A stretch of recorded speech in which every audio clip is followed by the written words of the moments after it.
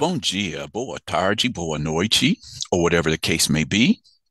My name is Marcus, and I am the host of the Black Brazil Today YouTube channel, as well as the blackbraziltoday.com blog, where I analyze Brazil from the perspective of race. So tonight, it's another piece that's going to demonstrate, the necessity of why I feel the need to talk about this topic all the time. The perspective of race, how it goes down in Brazil, why it's important, the similarities and differences between the Brazil and the US, and so much more.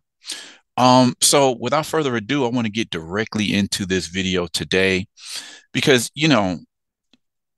with so many ways that we share content these days, you may come across content that you want to talk about immediately, something that may have been around for a little while before you discovered it, whatever the case may be, it's never too late to talk about it, right? Particularly if your audience has probably never heard the particular topic. So today's video, I'm calling I Never Recognized Myself as Black, says Big Brother Brazil participant discussing his transition into Blackness.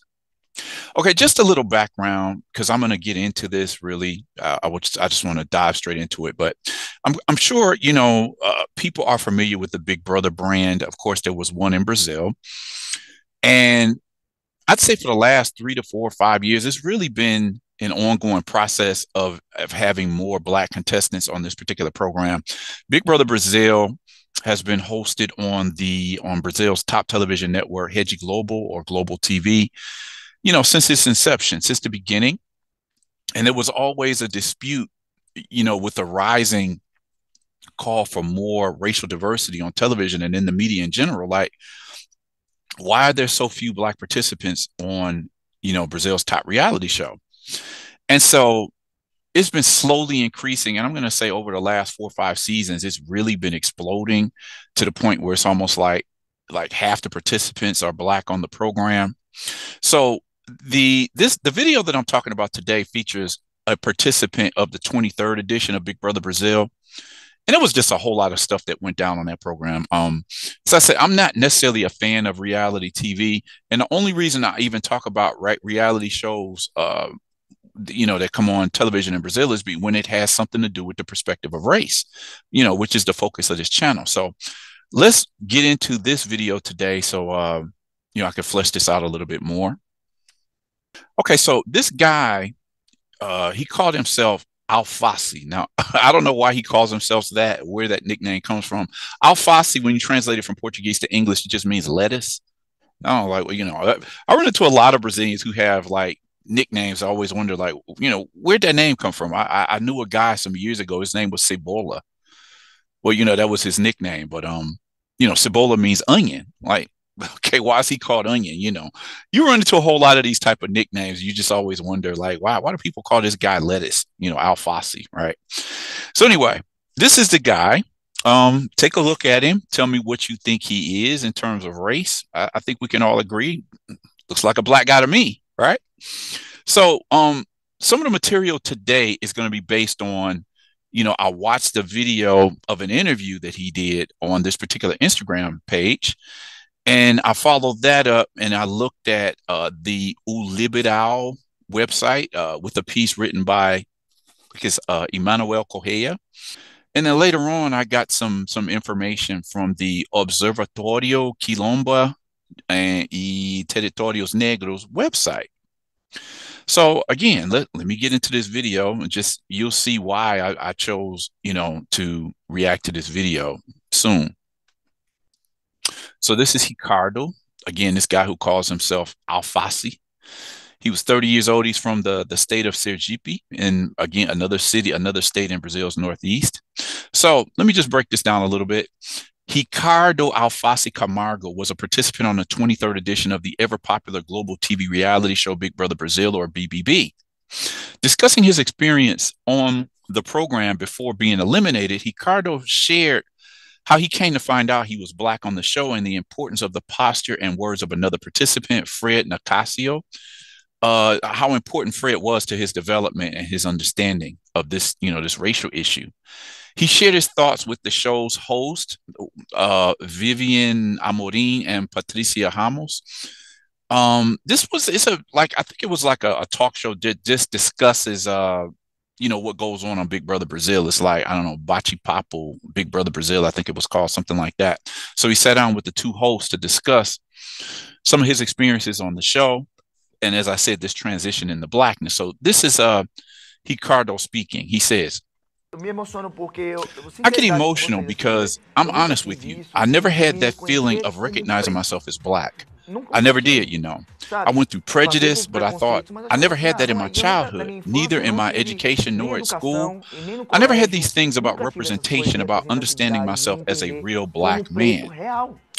I swear, for me, a Moreno, the term was not black. It's a middle ground. When that happened 2 years ago, when things started to emerge, when I got my master's degree, when I started to understand things, I said, come on, I'm black too. I'm black. I'm really black. I'm a straight up black man. And then I got onto the program. Paulinha was also on the show. She didn't know she was black. That's it, people. I think it's important. Representation is important for us. So what he's saying here is, first of all, as he just said, he didn't see himself as a black man. He saw himself as a Moreno. Now, I've talked extensively about this term Moreno. If you remember, maybe a month or so ago, or 3 to 4 weeks ago, the popular journalist, Maju Coutinho, she appeared on a talk show on the same network in which she works. And the host of that particular program referred to her as a Morena. And she had to check her, like, no, negative, like, don't, she didn't get rude about it or anything. She just checked her like, no, I am a black woman. And as I've explained before, Brazil has all of these terms, whether it's mulata or morena or pardo. All of these terms are kind of like intermediary terms. And a lot of Brazilians have come to conclude these terms were used in order to persuade persons of visible African ancestry not to call themselves preto or negro, which both mean black. So as you can see, you take a look at Ricardo, and I don't know how you see him, but I'm like, to me, I don't know. It's amazing the psychological brainwashing that they've done, because to look at this guy and say, okay, I still say he's not the darkest crayon in the box, but I don't know, but he looks clearly like a black man to me. But being in a society like Brazil where everybody's trying to avoid being black, he kind of fell into that. For him, I'm assuming, like a lot of Brazilians, you have to be jet black to be considered black. If you're some shades away from being jet black, then, people will identify you as something else. If you're not jet black, then you're a moreno, you're a mulatto, you're a mestizo, you're a pardo. And then, they attach this to attractiveness. So if you happen to be attractive and you're of African ancestry, then the idea, don't call that person preto or negro. He has to be a moreno, because in the minds of many Brazilians, a black person can't be attractive. So if this person is attractive, therefore they cannot be black. Okay. So this guy comes on this program and he says he didn't see himself as black either. Now, he mentioned this young lady here, Paulinha, and I did a video about her several months back. It was the same situation with her. She appearing on and participating on Big Brother Brasil 23. She said on the show, I only discovered that I was black here. She became black on the reality show. Now, also, I want to recognize what he said. He mentioned somebody's name here who was very important, this guy, Fred Nicasio. Now, Fred Nicasio is a doctor, and I first became aware of Fred Nicasio some years ago when it made headlines. It was probably through social media, but it also appeared in the mainstream news. He had this I don't know, 60 or 70-year-old black woman who wanted to take a picture with him because she had never been, served or tended to by a black doctor. Here Fred Nicasio is a doctor who tended to her, and it was just like, to her, it was a big deal. So they took a picture and it ended up online and it blew up. Fred got famous after that. So the next thing you know, he's on this Big Brother Brasil 23 reality show. And Fred was, you could say he was a leader on this show. There was a scene, very important scene on the show where he brought all of the black participants of the show into this room to have this discussion. And he just picked everybody And that's when the girl was saying, it's like, wow, somebody called me black. I never saw myself as black until now. And it was because Fred invited her to sit in on this meeting with these other black people.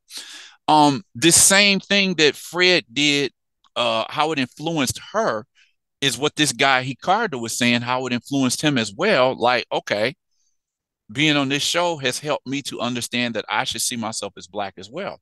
Matter of fact, another thing that happened on that show was when Fred got everybody together to take this picture.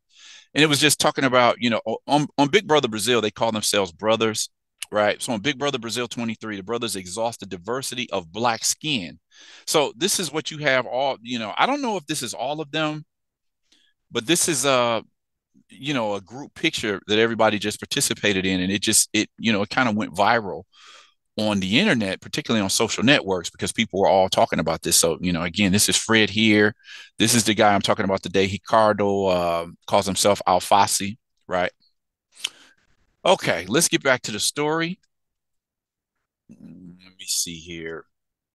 So, influencer and activist Antonio Isuperio shared Ricardo's comments on his official Instagram and highlighted the terminology moreno as an attempt at erasure, and also pointed out that Brazil is the only country in the world to have more than 10 terms to name a black person. Again, it's something that I've talked a lot about. Don't call that person black, call them moreno, call them mestizo, call them pardo, anything but black. And Afro-Brazilians have done quite a lot of work over particularly in the last decade, to reclaim this black identity. Okay.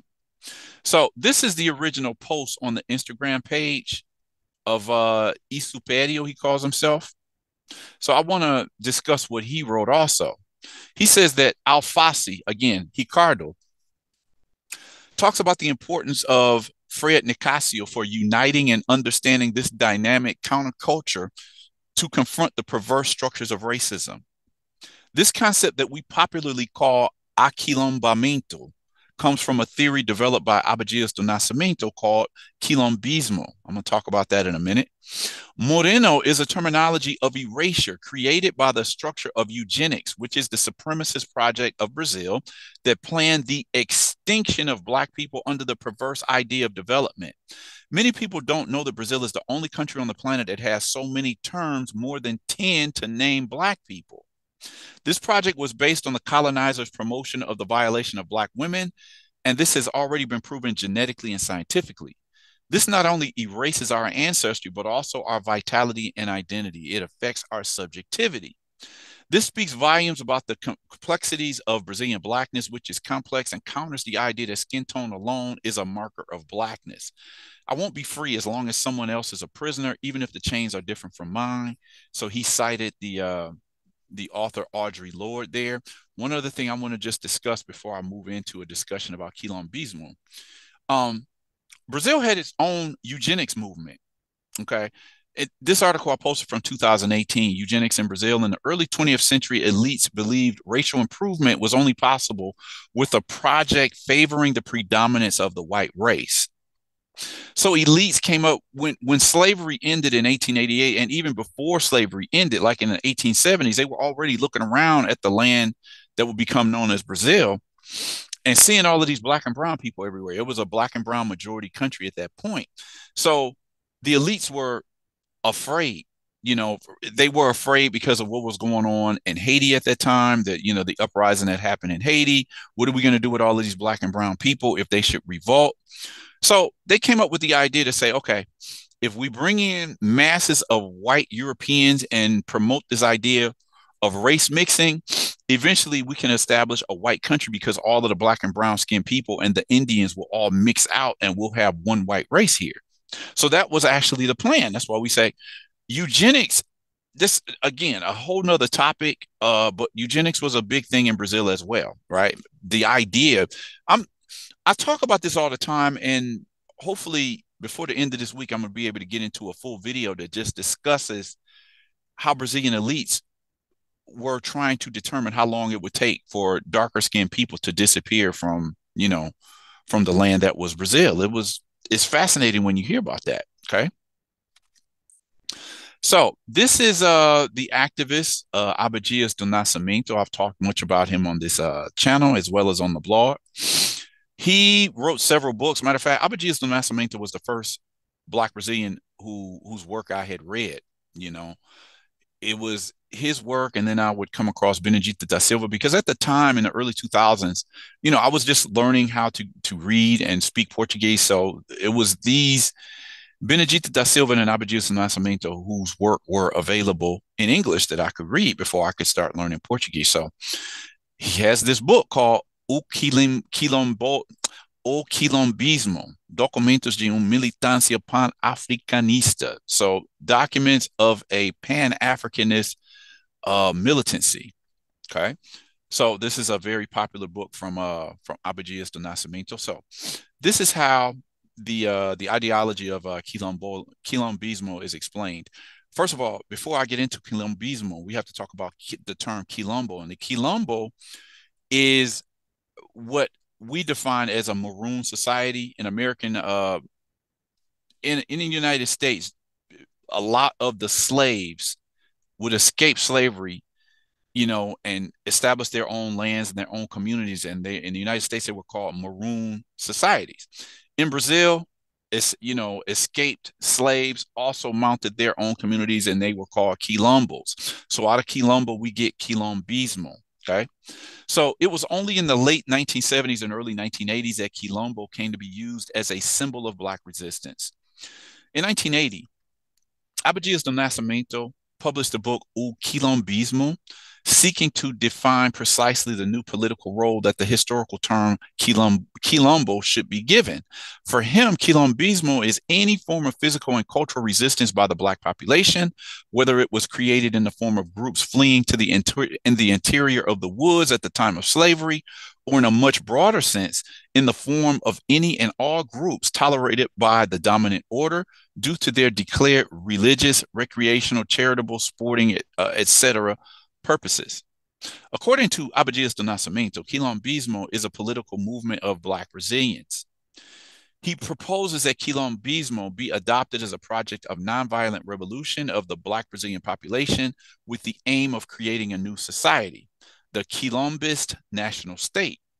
For Abadias, the communitarian of the African tradition would unify the various levels of life, and all the means of production would be collectively owned with a view to ensuring the complete fulfillment of the human being. Okay.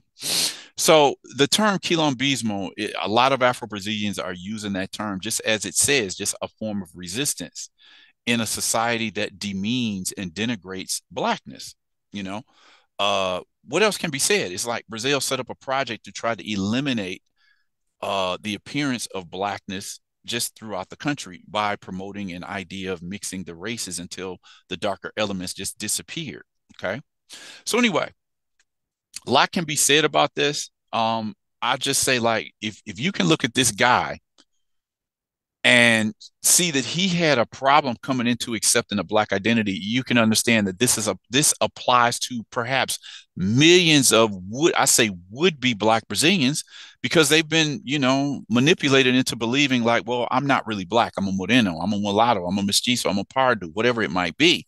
And so this isn't a process of identity that's going on in Brazil, and it's been going on for a long time, I could say, but it really took off, I'm going to say, because of the age of social networks, because more people having access to computers and the internet, social networks, different blogs that are talking about this. And this message is just spreading throughout Brazil to the point that you get people like Ricardo saying, hey, I understand that I'm a Black man now.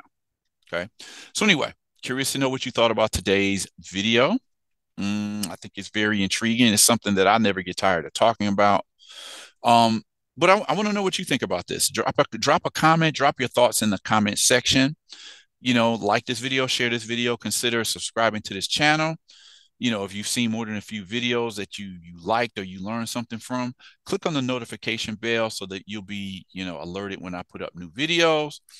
If you like this channel, if you like this video or other videos on this channel, feel free to drop a super thanks, or if you want to drop a few dollars in my Cash App, that's Mr. Marcus 72. That's MARQUES 72. That's the Cash App profile. And with that said, I'm going to end this video here and ask you all to come back and check out the next video that I post.